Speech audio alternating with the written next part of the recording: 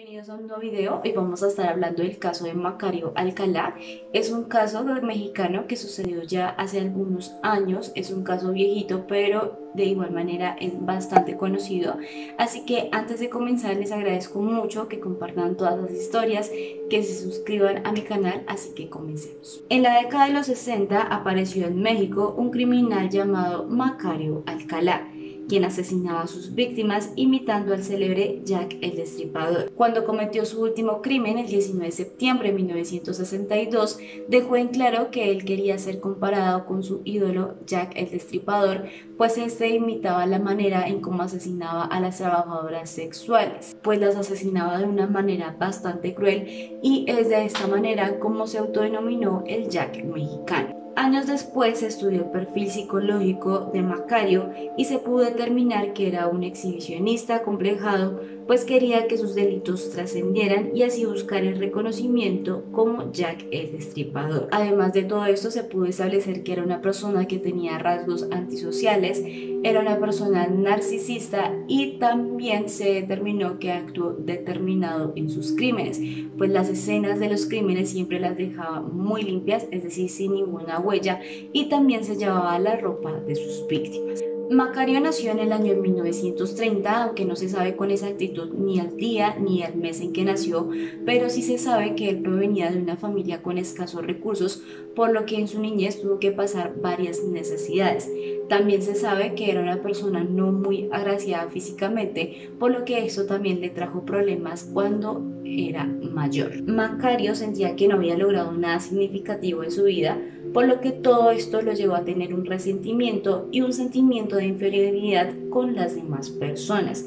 Su vida era poco exitosa, pues durante un tiempo fue miembro de la infantería de la Guardería Presidencial, pero también fue despedido por su incompetencia y por su indisciplina.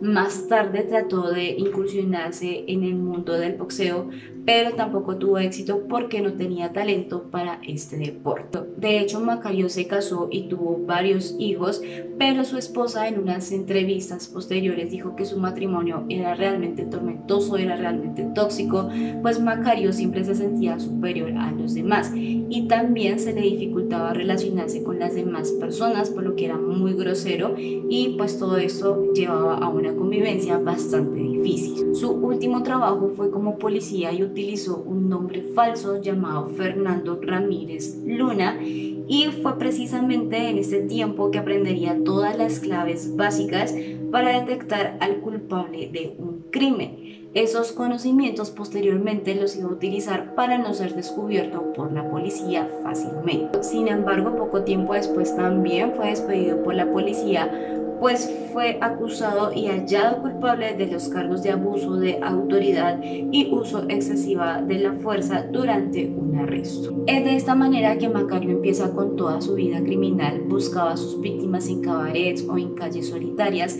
luego las invitaba a un hotel donde las estrangulaba y las asesinaba. Sin embargo, algo particular de Macario es que siempre dejaba la habitación muy limpia, sin rastros de lucha, es decir, también sin huellas.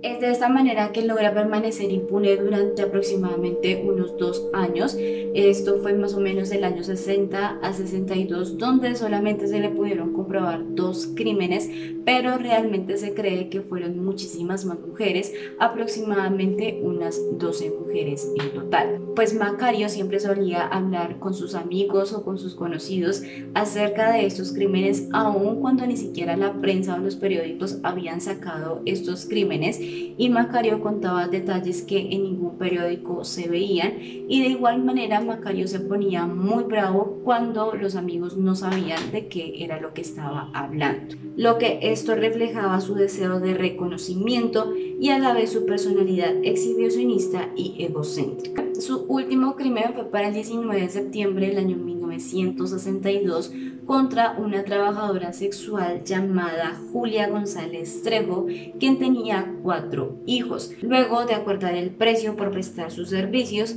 Macario y Julia se dirigieron al hotel ubicado en la calle Mosqueta, número 32, en la colonia Guerrero, donde nunca más se supo de ella. Luego de que Julia prestara todos sus servicios, ella iba a cobrar lo que Macario le debía, pero este se opuso y la asesinó. y Macario, en su intento de imitar a su ídolo Jack el Destripador, Alcalá dejó escrito con lápiz labial un mensaje en el espejo de la escena del crimen donde decía: Jack Mexicano retó a Cueto. Cueto era el apellido del policía de ese momento quien investigaba todos los crímenes. Pero como dato extra, Macario no escribió Jack bien, sino que escribió J-A-K y le faltó la C, pero esto se debía a que Macario no tenía una buena educación. Fue al día siguiente en que el personal del hotel encontró el cuerpo de Julia, que estaba tendido en la cama. De inmediato llegaron las autoridades y cuando entraron a esta habitación, pues realmente no había ninguna señal de lucha, no había ninguna huella y además de esto también Macario se había llevado toda la ropa de Julia excepto los tacones y el bolso, y en este bolso estaban las tarjetas de identificación, por lo que claramente la intención de Macario era que se pudiera identificar a su víctima Julia. Las autoridades empezaron de inmediato con estas investigaciones, empezaron a hablar con las exparejas de Julia, pero simplemente las descartaron porque no tenían ningún motivo. De igual manera hablaron con todas las compañeras de Julia, donde estas hicieron retratos hablados de los clientes que Julia había tenido el día en que ocurrieron esos hechos. Pero además de esto, algo bastante importante es que las autoridades para ese momento tenían rumores de que Macario era quien estaba cometiendo estos crímenes. Pues a Macario, como les dije anteriormente, le gustaba hablar con sus amigos y detallaba exactamente lo que había pasado con estos crímenes. Y de esta manera la policía logra capturar a Macario. La policía trata de reconstruir qué era lo que había pasado ese día, donde se pudo determinar que aproximadamente a las 11:30 de la noche esta pareja se dirige a un hotel. Macario se registra con un nombre falso, el cual se hizo llamar como Fernando García, y es ahí donde ocurre el asesinato. Una vez que las autoridades ya tuvieran la certeza de que Macario era el culpable de estos dos crímenes, porque solamente se le pudo comprobar dos, uno que fue el de Julia y otro el de otra víctima que nunca pudo ser identificada, pero también era una trabajadora sexual y fue encontrada en la misma manera de Julia. El cuerpo estaba tendido sobre una cama y la diferencia con este crimen es que Macario se había llevado todas sus pertenencias, incluida pues la identificación. Además de eso, como les comenté hace un momento, se cree que fueron muchísimo más víctimas, aproximadamente 12, solo que nunca se le pudo comprobar, pero se cree esto porque todas las víctimas fueron encontradas en circunstancias bastante similares a las de Julia, donde las autoridades trataron de encontrar una confesión de Macario, pero este nunca la hizo. Y es de esta manera que se le imputa 60 años de cárcel a Macario, que era la pena máxima para ese momento en México. Llegamos al final de este video, espero que les haya gustado esta historia que es bastante siniestra, y también como un dato extra se dice que el hotel donde ocurrieron todos estos hechos todavía está abierto al público y algunas personas van para experimentar algo paranormal. Así que llegamos al final de este video, por favor no olviden suscribirse, compartir todas esas historias y nos vemos en una próxima historia.